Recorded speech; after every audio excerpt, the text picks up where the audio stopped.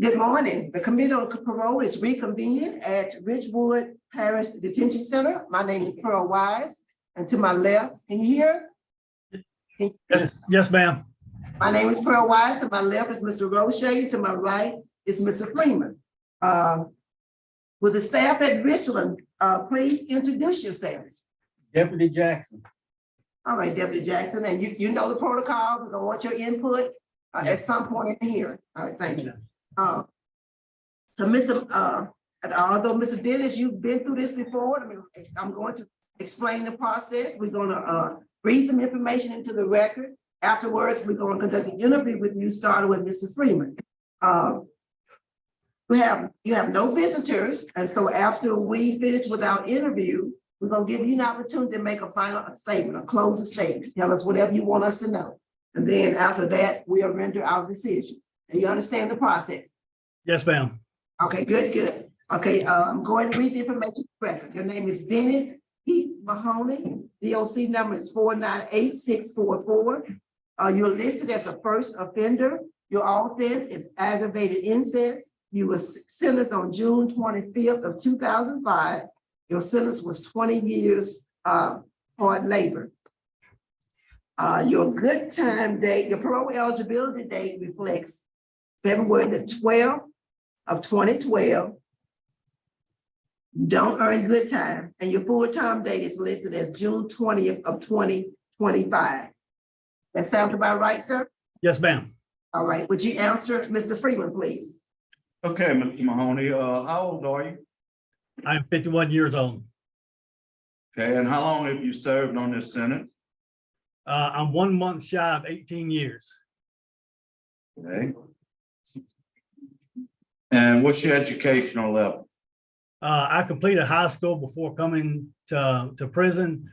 Since I've been in here, May of 2022, I received my Associate of Arts in General Studies from Ashland University. I'm currently pursuing my bachelor. It'll be in Applied Communications. I have 4 semesters to complete that. When I do, I'll have a minor in religion, sociology, and business administration. Okay, that's great. Your last hearing was in 2019. Yes, sir. What other classes have you taken since 2019? In 2019, after that hearing, I was transferred to Mahoney DOC Correctional Center to participate in a sex offender treatment program. Started it, things were shut down a little bit because that was a COVID year. Did finish up in August, the prescribed program that Mr. Johnson had laid out. I was supposed to take some other classes with that, but due to COVID, none of those happened. So I hate it, but it was, you know, the pandemic. The other classes, that was phase 4? No, sir. He only prescribed to us the phase 1 through 3. That's what he had instructed us at the beginning. The other classes were accepting responsibility in a finger pointing world, victims awareness, some other those classes too that he was supposed to give us, but we weren't able to do because of COVID. All right, there's a lot of statements. I mean, I've read all the arrest reports. I read your statements from different times. Tell me what happened. What did you do to your daughter? I molested my daughter for a period of 2 to 3 years. Time she was 5 to 8. So you do admit that you did do it? Yes, sir. Was there any intercourse? No, sir. Okay, so what was the molestation consist of? Mouth to genital mostly. And touching and all that.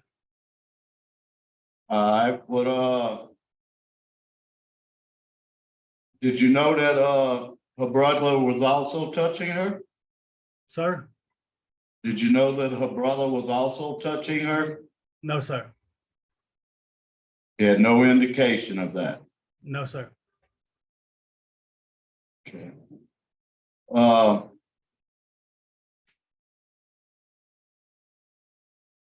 You used to take showers with this young lady? Yes, sir. All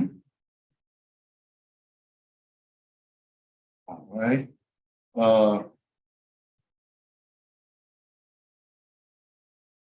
As law enforcement, the judge is opposed.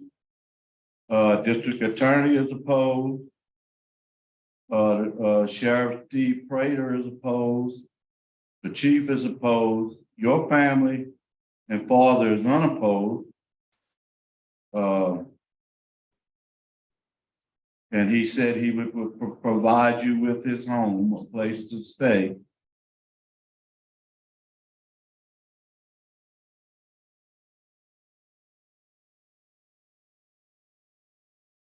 What kind of effect you think this had on your daughter?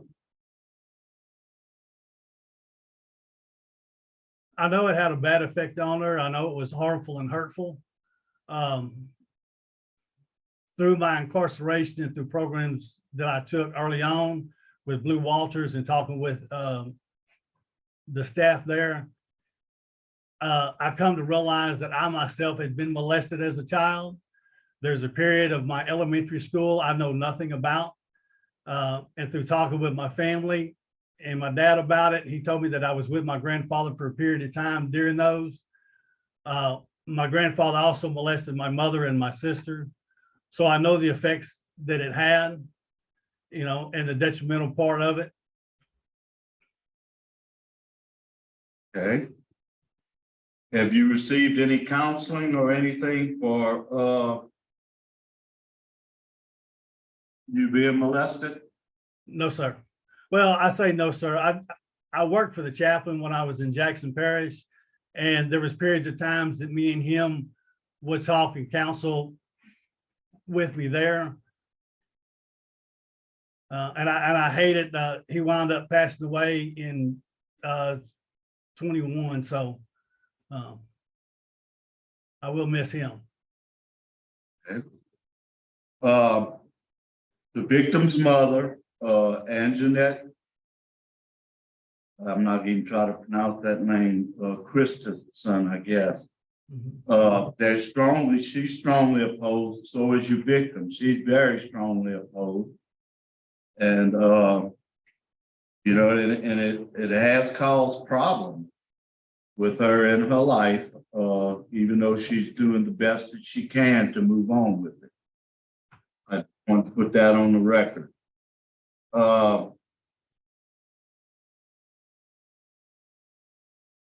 What would you say to the victim and her mother if you had the opportunity? If I had the opportunity, I would tell them that I apologize and that I'm sorry for my actions. I place no blame on either of them for anything that happened. It's all my fault. You know, and that's part of what I understood through taking a course of accepted responsibility. You know, we have the choices for our actions, and it's the actions that I took that caused this, you know, and I apologize for it.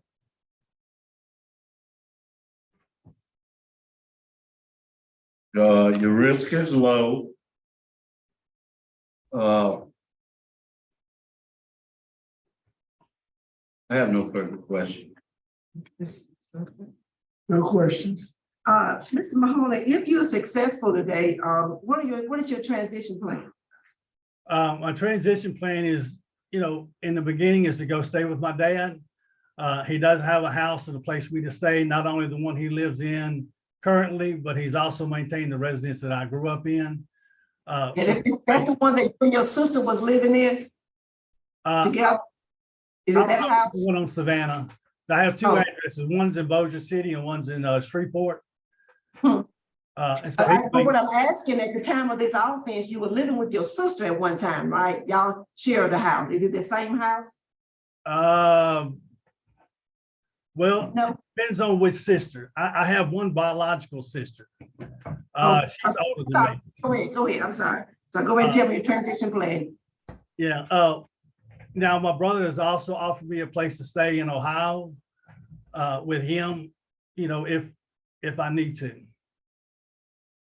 You know, if I'm granted today, depending on my release, I'm going to continue my bachelor's degree because I do have exactly 4 semesters left. So I will, Ashland provides an opportunity for me to finish that. They will provide me with all the material I need from laptops to books so I can continue that education and receive my bachelor's degree.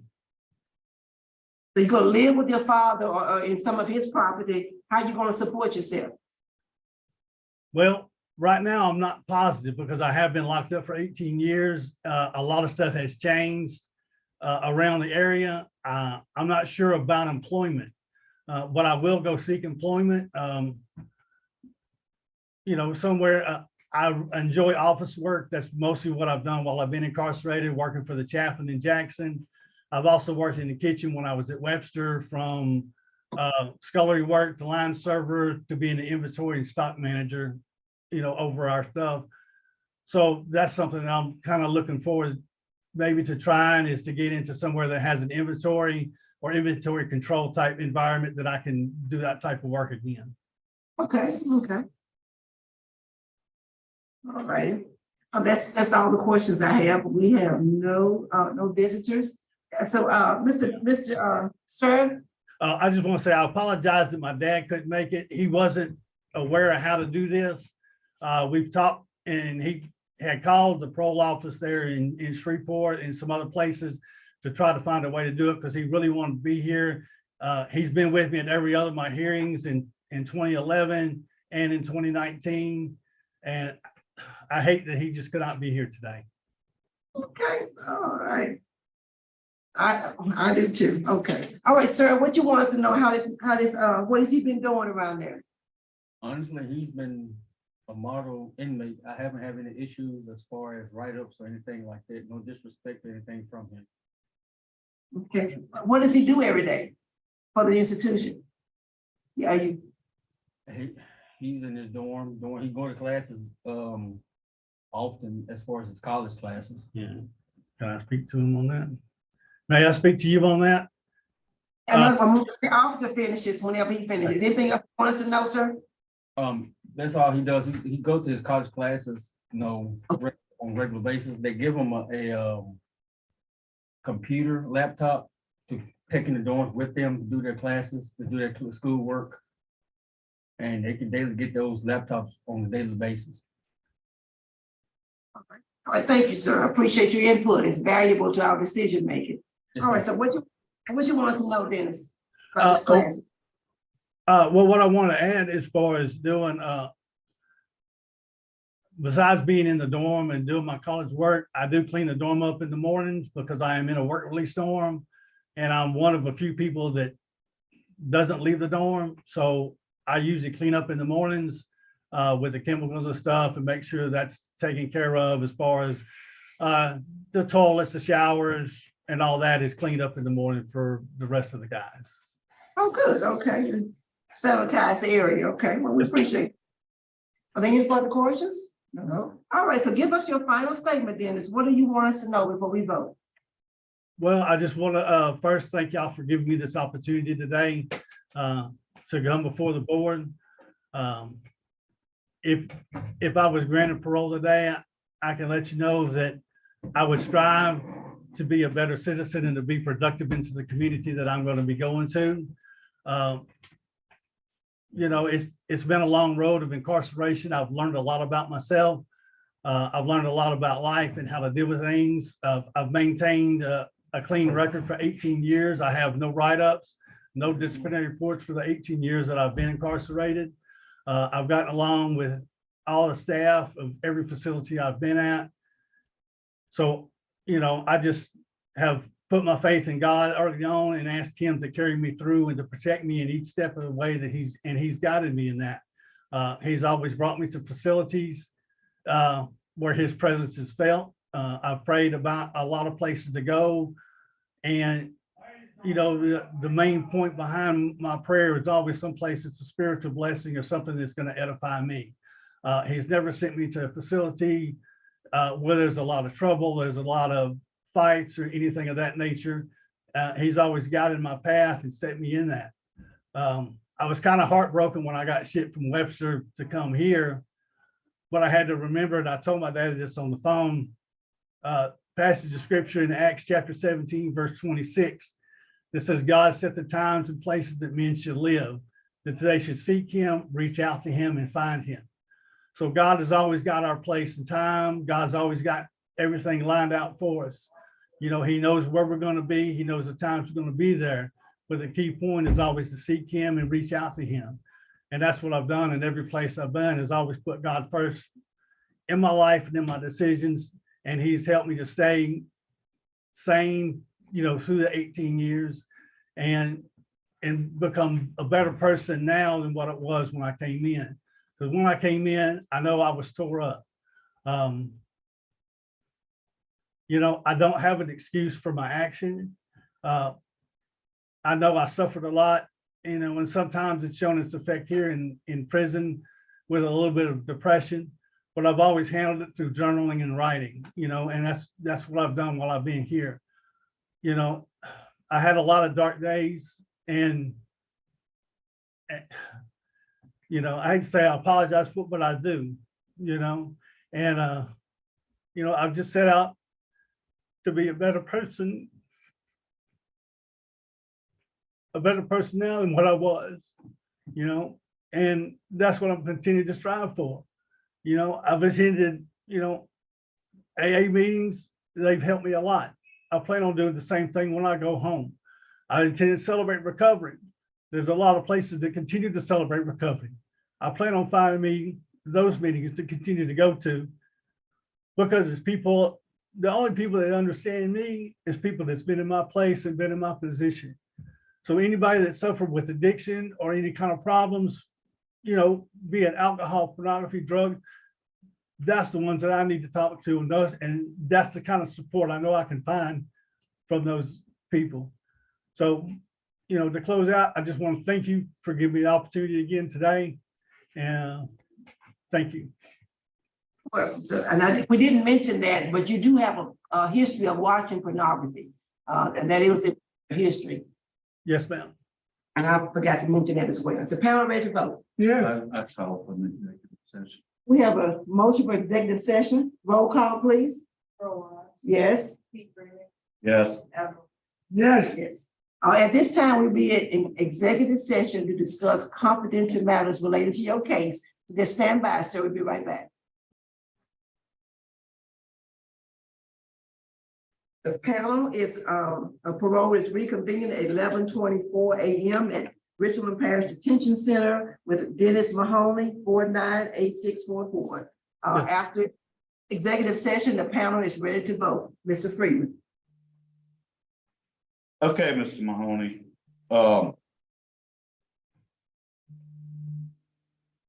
It's a tough, real tough. What you did was very heinous.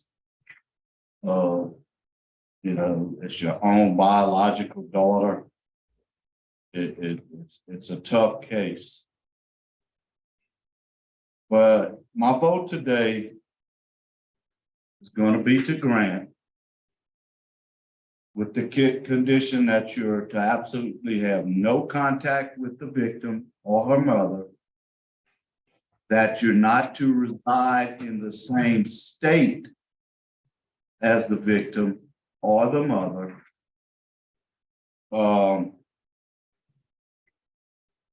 And one of the reasons I'm doing this is because I want you on that 2 years of supervision with probation and parole. Yes, sir. I want them to monitor you. I want them to ensure you continue sex offender treatment, which if you wait till your good time date, then there would be no treatment that you have to go to. So that's my vote today. I have nothing else to say. Don't let me down, because I promise you I'll hammer you next time. Thank you, sir. Appreciate you. Thank you, Mr. Freeman. Mr. Roche. Ms. Mahoney. Based upon overwhelming opposition from the judge, the DA's office, law enforcement, the victim of this crime is still emotionally, mentally, and physically affected by your egregious crime. And she is vehemently opposed. The victim's mother is adamantly opposed. And I'd like to see the fourth phase of sex offender treatment. Therefore, I am denying your request. At this point, Mr. Mahoney, thank you, Mr. Rocha. You have one vote to grant, one vote to deny. My vote is to grant. Due to the time served and the opportunity on supervision for you to have more monitoring, that's important. Your excellent disciplinary history while you're incarcerated, and your own insights, the insights that you voiced today, and the fact that you owned your crime. You could state it with freedom what you did. You owned it. I mean, you did a great harm. You healed yourself, and you've been helping others, and that's all I can ask. But unfortunately, sir, due to your offense, a vote of 2-1 in favor would not release you. So I encourage you to reapply as soon as you are eligible and just stay busy. Best wishes to you, sir, but you've been denied with a vote of 2-1. Yes, ma'am. Thank you. Well, this was my last opportunity because I do have to wait 2 years from denial. So I won't have another opportunity to see y'all, but I do thank you for your time. I know I've seen you, Ms. Weiss, several times through my hearings, and I do thank you for this opportunity. You're welcome. And I was glad to be able to give you a yes this time. I really was. Richland Parish, thank y'all for accommodating us so excellently this Yes, morning. ma'am. Appreciate y'all. Have a good day. Appreciate y'all. Y'all have a good day.